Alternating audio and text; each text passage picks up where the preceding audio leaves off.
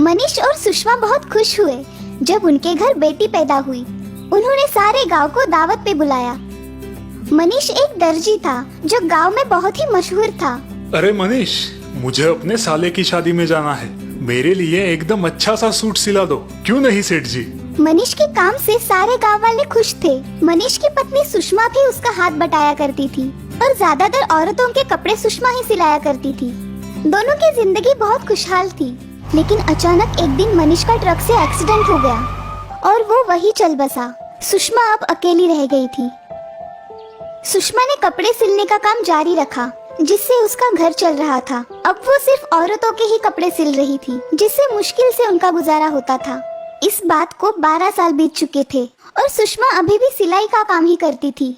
उसकी बेटी स्वरा अब बड़ी हो रही थी। माँ, मुझे भी सोने की बाली चाहिए। विद्या के पापा ने उसके लिए नई बाली खरीदी। तुम मेरे लिए सोने की बाली कब खरीदोगी?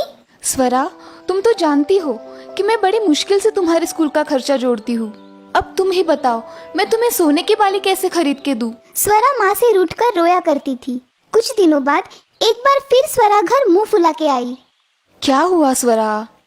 कुछ नहीं। सुषमा स्वरा के पास गई। अब कौन सी बात तुम्हें सता रही है? क्यों हम ही गरीब हैं? क्यों मेरे पापा नहीं हैं? क्यों माँ, क्यों? क्योंकि ये सब भगवान की मर्जी है। क्यों भगवान मेरे साथ ही ये सब कर रहे हैं? लेकिन हुआ क्या है, ये तो बताओगी? आज मेरे सभी दोस्तों के पास अपनी अपनी साइकिल है। एक मैं ही हूँ जो स्कूल पैदल जाती हूँ। मेरे सभी दोस्तों को कुछ न कुछ तोहफा मिलता ही रहता है, और एक मैं हूँ जिसके पास ढंग के कपड़े और चप्पल तक नहीं है। स्वरा बेटा, तुम तो रहने ही दो माँ। जब देखो वही बोलती हो, हम गरीब है वगैरह वगैरह। ऐसा बोलकर स्वरा तमतमाते हुए घर से बाहर निकल गई। वो सीधे मंदिर जा पहुंची। गणपति जी, मुझे मेरे सवालों का जवाब चाहिए। क्यों मैं गरीब हूँ? क्यों मेरे पापा जिंदा नहीं है? क्यों मुझे कुछ भी अच्छा नहीं मिलता? क्यों मेरे पास ही साइकिल नहीं है? क्यों मुझे कोई तोहफा नहीं देता? स्वरा की इतनी सारी शिकायतें सुनकर गणपति प्रकट हुए। स्वरा, अच्छा हुआ आप आ गए। मुझे मेरे सवालों का जवाब दीजिए। क्योंकि यही नियति थी। लेकिन इसमें मेरी क्या गलती है? और माँ, वो तो मेरी एक बात नहीं मानती। उनके पास इतने पैसे हैं, फिर भी मुझे कुछ दिलवाती ही नहीं है। अच्छा, तो एक काम करते हैं, मैं तुम्हें आशीर्वाद देता हूँ कि अब से जब भी तुम्हारी माँ रोएगी तो उनके आंसू हीरे बन जाएंगे, जिसे बेचकर तुम अपनी सारी इच्छाएं पूरी कर सकती हो। लेकिन याद रखना, अगर इसके बाद कभी तुम रोई तो ये सब खत्म हो जाएगा और तुम वापस पहले जैसे गरीब हो जाओगी। स्वरा ने गणपति जी को प्रणाम किया। वो वहाँ से चली गई। स्वरा घर आई और उसने अपनी माँ से उल्टा सीधा बोलना शुरू किया। आपकी, सिर्फ आपकी वजह से मैं गरीब हूँ। आपने मेरी पूरी जिंदगी बर्बाद कर दी। ये सब सुनकर उसकी माँ रोने लगी और उसके आंसू हीरों में बदलने लगे। स्वरा ने सारे हीरे जमा कर लिए। इन हीरों को बेचकर स्वरा और उसकी माँ अमीर हो गई। अब से जब भी स्वरा को पैसों की जरूरत होती, वो माँ को रुलाया करती थी। ऐसा करते करते कुछ साल बीत गए। अब स्वरा 17 साल की खूबसूरत युवती थी। उसे महंगे गहने और कपड़ों का शौक था, इसीलिए अब वो अपनी माँ को अक्सर रुलाया करती थी। फिर एक दिन उसकी माँ ने बिस्तर पकड़ लिया। उसकी तबीयत बहुत खराब हुई। स्वरा, यहाँ आओ। माँ, मेरे पास टाइम नहीं है। मुझे अपने दोस्तों के साथ फिल्म देखने जाना है। सिर्फ 2 मिनट बेटा। हाँ माँ, बोलो। मुझे लगता नहीं कि मैं अब और ज्यादा जी पाऊंगी, लेकिन तुम्हें ये बात बताना बहुत जरूरी है। तुम मेरे और तुम्हारे पापा की जिंदगी की सबसे बड़ी खुशी थी। तुम्हें पालने के लिए मैंने बहुत मेहनत की, लेकिन मैं नाकाम रही। लेकिन स्वरा बेटा, मैं तुमसे बहुत प्यार करती हूँ। इस बार जब सुषमा रोई, तब उसकी आंखों से 2 लाल हीरे निकले। स्वरा ने जब वो हीरे उठाए और उन्हें देखा, तो उसमें उसे अपनी बचपन की यादें दिखी। उसके पैदा होने की खुशी, उसके पापा की मौत, उसकी माँ की रात रात भर की मेहनत। ये सब देखकर स्वरा भावुक हो गई और वो रोने लगी। स्वरा के रोने से सब कुछ पहले की तरह बदल गया। स्वरा वापस 12 साल की बन गई। स्वरा ने अपनी माँ को गले लगाया। माँ, अब मैं तुम्हें वापस कभी नहीं रुलाऊंगी। तुम्हारे आंसू किसी भी हीरे से ज्यादा कीमती है। मैं अब से कुछ नहीं मांगूंगी। मुझे माफ कर दो माँ। हाँ, पर किस लिए? सुषमा को याद ही नहीं था कि क्या हुआ, लेकिन स्वरा को सब कुछ याद था।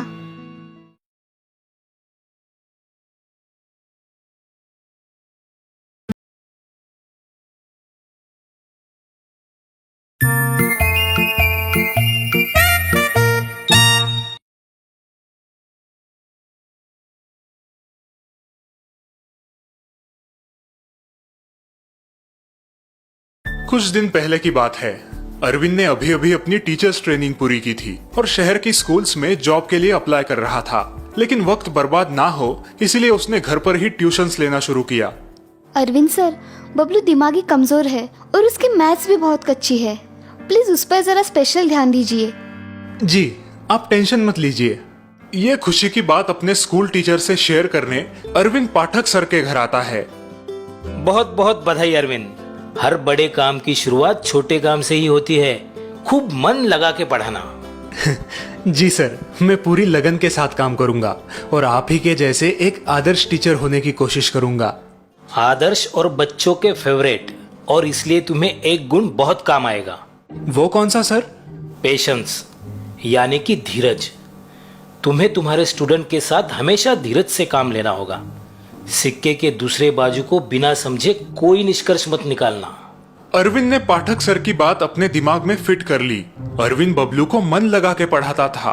अरविंद ने एक बात नोटिस की थी कि बबलू की मैथ्स सचमुच में कमजोर थी।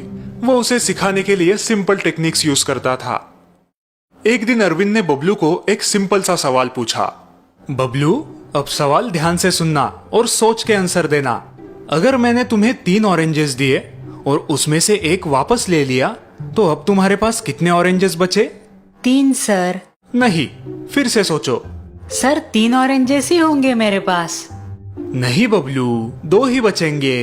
ये देखो, 3 ऑरेंजेस मैंने तुम्हें दिए और ये एक वापस ले लिया, तो कितने बचे? सर 3। बबलू के बार बार गलत जवाब देने पर धीरे धीरे अरविंद के पेशेंस खत्म हो जाते हैं और वो गुस्सा होने लगता है। फिर उसे पाठक सर की बात याद आती है। तुम्हें तुम्हारे स्टूडेंट के साथ हमेशा धीरज से काम लेना होगा। अरविंद फिर से बबलू को प्यार से समझाने लगता है, लेकिन बबलू वही गलत जवाब देता है। ये लड़का इतना समझाने पर भी गलत ही जवाब दे रहा है और इतने कॉन्फिडेंस से। समझ नहीं आ रहा इसे कैसे एक्सप्लेन करूं। दिमाग का दही हो रहा है। अरविंद के बदले हुए आवाज से बबलू थोड़ा सहम जाता है। अरविंद उसे आखिरी बार वही सवाल पूछता है और बबलू डर डर के वही गलत जवाब देता है। बबलू, अब मैं तुम्हें आखिरी बार पूछ रहा हूँ, सही जवाब दो, वरना कल तुम्हें 1 से 100 बार लिख कर लाना पड़ेगा। सर लेकिन मैं राइट आंसर ही दे रहा हूँ। अच्छा, अब तुम मुझे मैथ्स पढ़ाओगे। ठीक है, बताओ कैसे तुम्हारे पास 3 ऑरेंजेस बचेंगे? तभी बबलू अपनी बैग में से एक ऑरेंज निकालकर सर को दिखाता है। सर मेरी मम्मी ने आज मुझे ये एक ऑरेंज आपके साथ खाने के लिए दिया है, तो आपने 3 में से एक ऑरेंज ले भी लिया तो भी मेरे पास 3 ही ऑरेंजेस बचेंगे ना। अरविंद को अपनी गलती का एहसास हो जाता है। उसे पाठक सर की सीख याद आती है। ओ Bablu, I am so sorry बेटा, तुम्हारा जवाब बिल्कुल सही है। Very good. अरविंद को अपने बर्ताव का पछतावा होता है और वो आगे से कभी भी बच्चों के साथ इस तरीके से बिहेव ना करने की कसम खाता है। आज इस छोटे बच्चे ने मेरी आंखें खोल दी। सिक्के का दूसरा पहलू जाने बिना ही मैंने अपना संतुलन खो दिया।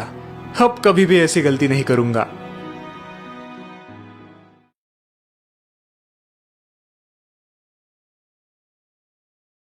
मुन्ना, किरण, श्रेयस और तुषार बचपन के जिगरी दोस्त थे। चारों के पिता बड़े बिजनेसमैन थे। पैसों की बिल्कुल भी कमी नहीं थी, लेकिन इनमें से किसी को पढ़ाई लिखाई में इंटरेस्ट नहीं था। खाना, सोना, इधर उधर भटकना, इसी में सारा दिन बिताया करते थे। आज की मूवी तो सुपर कूल थी यार। क्या स्टंट किए है ऋतिक ने, वाओ।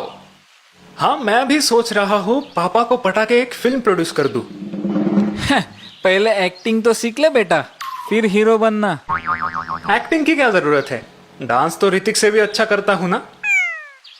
अरे वो सब छोड़ो, कल के एग्जाम का क्या करना है? मैंने तो पिछले 10 दिन से किताब भी नहीं खोली। ओह शिट यार, कल के एग्जाम का तो मैं भूल ही गया। अचानक चारों को कल के प्रीलिम एग्जाम के बारे में याद आता है और चारों टेंस्ड हो जाते हैं। ओह गॉड, टीचर ने मेरे पापा से कंप्लेंट की तो मेरी फिल्म घर पे ही बन जाएगी। हाँ यार, मेरे पापा तो मेरा पॉकेट मनी, बाइक सब बंद कर देंगे। चिल डूड, क्यों इतना पैनिक हो रहा है? ये किरण है, तब तक तुम्हें डरने की कोई जरूरत नहीं। वो सभी परीक्षा के लिए बिल्कुल तैयार नहीं थे, इसीलिए वो परीक्षा से बचने के नए तरीके ढूंढने लगे। यस, एक आइडिया है, चलो मेरे साथ फटाफट। चारों दोस्त एक मैदान में आ जाते हैं जहाँ काफी कीचड़ है। अब हमें यहाँ क्यों लाए हो किरण? प्लीज यार, मेरा क्रिकेट खेलने का बिल्कुल मूड नहीं है। हाँ, ऑलरेडी मेरी फट गई है। हर जगह पापा ही दिखाई दे रहे हैं। ओम शांति ओम। सब अपने अपने कपड़ों पर ये कीचड़ लगाओ। हैं? कहीं तुम पागल तो नहीं हो गए? अरे लगाओ तो। किरण के कहने पर उन चारों दोस्तों ने बिना सोचे समझे अपने कपड़ों पर कीचड़ लगा लिया। इस प्रकार गंदे हालत और पसीने से लथपथ चारों दोस्त अपने टीचर के घर पहुंच जाते हैं। अरे ये क्या हालत बन गई है तुम्हारी बच्चों, सब ठीक तो है? सर, हम सब मेरे गांव मेरी बीमार दादी को देखने गए थे और वहां से लौटते समय हमारी कार कीचड़ में फंस गई, टायर भी फट गया और गाड़ी को धक्का लगाते लगाते हम अभी शहर पहुंचे हैं। हो, ये तो बहुत बुरा हुआ। लेकिन तुम घर जाने की बजाय यहाँ क्यों आए हो फिर? सर, हम सबकी कल की टेस्ट की तैयारी पूरी नहीं हुई है। कोई बात नहीं, तुम सब 3 दिन बाद टेस्ट देना, ठीक है? यस सर, हम सब पूरी तैयारी करके एग्जाम देंगे। Thank you sir. 3 दिन बाद सब बच्चे पढ़ाई करके एग्जाम के लिए क्लास में पहुंचते हैं। सर, हम एग्जाम के लिए रेडी है। वेरी गुड, लेकिन तुम सबको अलग अलग क्लासरूम में बैठना होगा। टीचर हर एक बच्चे को अलग अलग क्लासरूम में बिठा देते हैं। सब बच्चे आश्चर्यचकित हो जाते हैं, लेकिन पेपर सॉल्व करने लगते हैं। पेपर में सिर्फ 2 सवाल है। पहला, योर फुल नेम, और दूसरा सवाल है, कार का कौन सा टायर फट गया था? ए, आगे का राइट, आगे का लेफ्ट। अब क्या लिखे? पीछे का राइट, पीछे का लेफ्ट। हम तो फंस गए। दूसरा सवाल देख के सभी बच्चों को अपनी गलती का एहसास होता है। कैसा था पेपर बच्चों? सर, हमें माफ कीजिए। हाँ सर, फिर कभी हम झूठ का सहारा नहीं लेंगे। ठीक है, अपनी गलती की जिम्मेदारी लोगे तो जिंदगी में बहुत आगे बढ़ोगे, नहीं तो जिंदगी तुम्हें सबक सिखा देगी।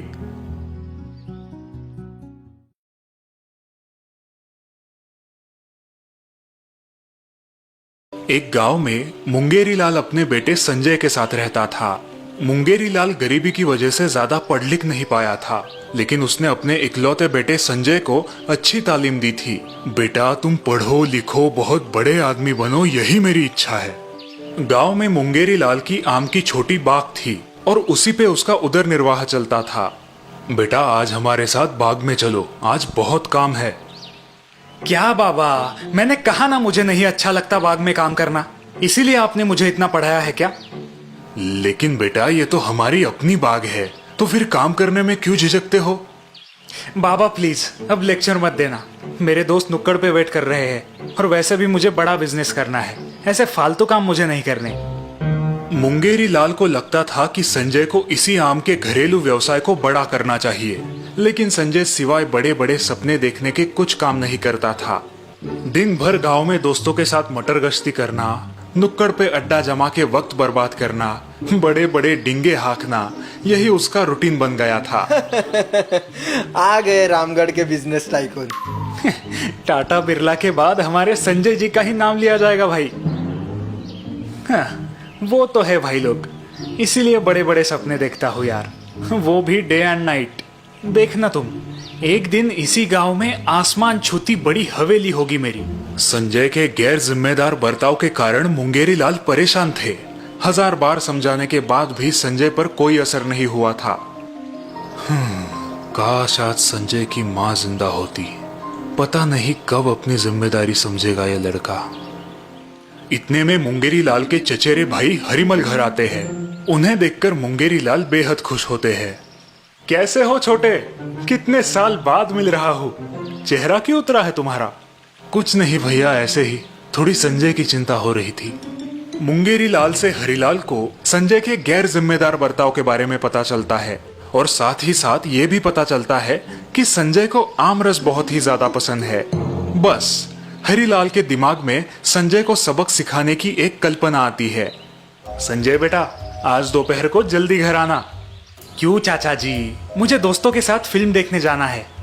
अरे सुनो तो, आज दोपहर के भोजन में मैं तुम्हारे लिए खास आमरस पूरी बनाने वाला हूँ। सच में चाचा जी? फिर तो मैं जल्द ही घर आऊंगा। ऐसा कहकर संजय रोज की तरह नुक्कड़ पर चला जाता है। दिन भर बाहर टाइम पास करके संजय खुशी खुशी घर आता है। खाने का समय हो गया, लेकिन खाना तैयार नहीं है। सारे बर्तन खाली है। संजय सोच में पड़ गया। कहाँ गए ये लोग? पेट में चूहे दौड़ रहे हैं। भैया वो देखो संजय आ रहा है, अब क्या करे? तुम बस देखते जाओ छोटे। अरे ये तो यहाँ पर गप्पे लड़ा रहे हैं। बाबा, चाचा जी, भूख के मारे मेरी जान जा रही है और आप यहाँ गप्पे मार रहे हो। कहाँ है आमरस? मंगेरी लाल ने हरीलाल की तरफ इशारा किया और हरीलाल ने पेड़ के नीचे रखे उस पतेले की ओर। ये क्या चाचा जी, पतेली आम के पेड़ के नीचे क्यों रखी है? अरे बेटा, आमरस पेड़ से टपकने की राह देख रहे हैं 4 घंटे से। ये कैसा मजाक है चाचा जी? भूख से यहाँ जान चली जाएगी मेरी। ऐसे तो इस जन्म में क्या, अगले 7 जन्म में भी आमरस नहीं मिलेगा। अब की ना पते की बात तुमने बेटा। यही बात तो मुंगेरी तुम्हें कब से समझाने की कोशिश कर रहा था। मैं कुछ समझा नहीं चाचा जी। बेटा, सिर्फ बड़े सपने देखने से सपने पूरे नहीं होंगे जब तक तुम खुद कोशिश और मेहनत ना करो। संजय को अपनी गलती समझ आ जाती है। वो अपने पिताजी से माफी मांगता है और अगले ही दिन से काम की तलाश करने का वादा करता है।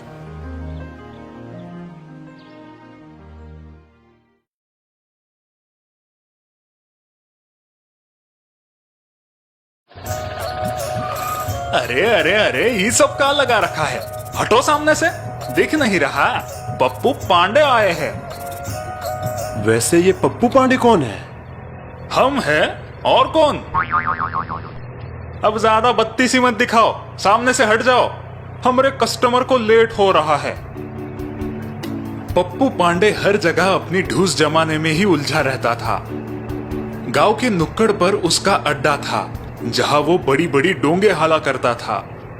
पिछले साल मेरी ऑटो में एक टूरिस्ट पैसेंजर बैठा था। उसके साथ मैं पूरा आगरा घूमा, ताजमहल देखा, उसके साथ बड़े बड़े होटल में रहा। और पूछ मत, वो फॉरेनर तो मेरे सिवा कहीं घूमता ही नहीं था। ऐसा क्या? और नहीं तो क्या। और बस तभी वहां एक दूसरा ऑटो वाला आ गया। भाई, तुम लोगों ने सुना कि नहीं? क्या? यही कि सरकार ने नियम बना दिया है कि आज से सारी ऑटो मीटर के हिसाब से ही चलेगी। अरे बाप रे, अब क्या करेंगे हम लोग?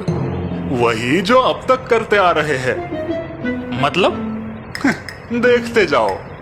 अब पप्पू ने सोच लिया था कि वो हर सवारी को गोल गोल घुमाएगा। भाई, लक्ष्मी चौक चलोगे? जी मैडम। लेकिन मीटर से ना? हाँ मैडम, अब सब लोग मीटर से ही चलते हैं। सरकार का नियम है ना नया। थोड़ी दूर जाकर पप्पू ने राइट के बजाय लेफ्ट टर्न ले लिया। हमें तो राइट में जाना था ना? मैडम, वहाँ बहुत ट्रैफिक रहता है, आप फिक्र मत कीजिए, ये शॉर्टकट है। ठीक है। ऑटो को अच्छा खासा घुमाकर पप्पू लक्ष्मी चौक पहुंच ही गया। मैडम, 80 रुपए। लेकिन लक्ष्मी चौक के तो 50 ही होते हैं। वो तो हम लिया करते थे, पर अब सरकार का नियम है, मीटर के हिसाब से ही पैसे लिए जाए। उस औरत ने मीटर पर देखा और पप्पू को पैसे दे दिए। पप्पू बहुत खुश था। शाम होते ही पप्पू नुक्कड़ पर पहुंचा। अरे यार, इस मीटर ने तो धंधे की वाट लगा दी। तुम लोगों की, मेरी नहीं। मैंने जुगाड़ ढूंढ लिया है। पप्पू ने उन लोगों को सब कुछ बताया। हाँ, ये सही है। कल से हम भी यही करेंगे। अगले दिन से सभी ऑटो वालों ने पप्पू का फंडा आजमाया। वो लोग भी कस्टमर्स को घुमाने लगे। कई दिनों तक ये सिलसिला चलता रहा। फिर ग्राहकों ने ट्रैफिक ऑफिसर से कंप्लेंट की। ट्रैफिक ऑफिसर्स इन लुटेरे ऑटो वालों को पकड़ने के लिए निकल पड़े। वो पहले पप्पू की ऑटो में बैठे। लक्ष्मी चौक। ठीक है सर। पप्पू ने हमेशा की तरह सवारी को घुमाना शुरू कर दिया और उसके पीछे बैठा ऑफिसर ये सब नोट करने लगा। आखिर पप्पू लक्ष्मी चौक पहुंचा। 70 रुपए। 70 नहीं, 7,000 रुपए और 3 महीने की जेल। पप्पू को अपने लालच के चक्कर में हवालात जाना पड़ा, वो भी अपने सभी साथियों के साथ।